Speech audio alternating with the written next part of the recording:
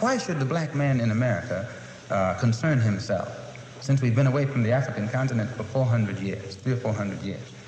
Why should we concern ourselves? What impact does what happened to them have upon us? Number one, first you have to realize that up until 1959, Africa was dominated by the colonial powers, and by the colonial powers of Europe having complete control over Africa, they projected the image of Africa negatively. They projected Africa always in a negative light. Jungles, savages, cannibals, nothing civilized. And naturally, it was so negative until it was negative to you and me. And you and I began to hate it. We didn't want anybody to tell us anything about Africa, and much less call us an African. And in hating Africa and hating the African, we ended up even hating ourselves without even realizing it. Because you can't hate the roots of a tree and not hate the tree. You can't hate your origin and not end up hating yourself. You can't hate Africa and not hate yourself. And you show me one of these people over here who have been thoroughly brainwashed, who has a negative attitude toward Africa, and I'll show you one that has a negative attitude toward himself. You can't have a negative attitude toward yourself, a positive attitude toward yourself, and a negative attitude toward Africa at the same time. To the same degree that your attitude, that your understanding of an attitude toward Africa becomes positive, you'll find that your understanding of and your attitude toward yourself will also become positive. And this is what the white man knows. So they very skillfully made you and me hate our African identity, our African characteristics. And you know yourself that we have been a people who hated our African characteristics. We hated our hair. We hated the shape of our nose. We wanted one of those long dog-like noses, you know. Yeah. We hated the color of our skin. Hated the blood of Africa that was in our veins. And in hating our features and our skin and our blood, why we had to end up hating ourselves. And we hated ourselves.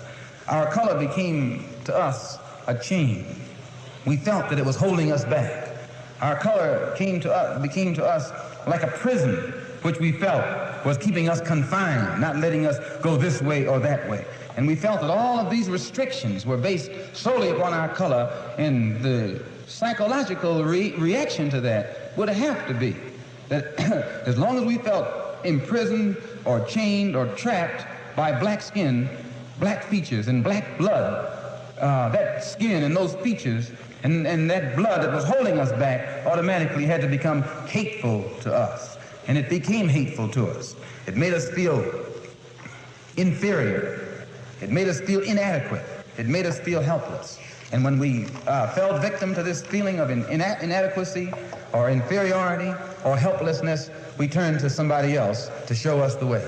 We didn't have confidence in another black man to show us the way, or black people to show us the way. In those days, we didn't. We didn't think a black man could do anything but play some horn, you know, some sound, and make you happy with some songs, and in that way. But in serious things, where our food, clothing, and shelter was concerned, and our education was concerned, we turned to the man. We never thought in terms of bringing these things into existence for ourselves. We never thought in terms of doing things for ourselves because we felt helpless. And what made us feel helpless was our hatred for ourselves. One of the things that made the Black Muslim movement grow was its emphasis upon things African. This was the secret to the growth of the Black Muslim movement. African blood, African origin, African culture, African ties. And you'd be surprised. We discovered that deep within the subconscious of the black man in this country, he's still more African than he is American. He thinks that he's more American than African because the man is jiving him and the man is brainwashing him every day, telling him, you're an American, you're an American. Man, how could you think you're an American and you have never had any kind of American treat over here? You have never. 10 men can be sitting at a table eating, you know, dining. And I can come and sit down where they're dining. They're dining. I got a plate in front of me, but nothing is on it. Because all of us are sitting at the same table, are all of us diners? I'm not a diner until you let me dine. Then I become a diner. Just being at the table with others who are dining doesn't make me a diner. And this is what you got to get in your head here in this country. Just because you're in this country doesn't make you an American. And no, you got to go farther than that before you can become an American. You got to enjoy the fruits of Americanism. And you haven't enjoyed those fruits. You've enjoyed the thorns. You've enjoyed the thistles, but you have not enjoyed the fruits. No, sir. So I point these things out, brothers and sisters, so that you and I will know the importance in 1965 of being in complete unity with each other, harmony with each other, and not letting the man maneuver us into fighting one another.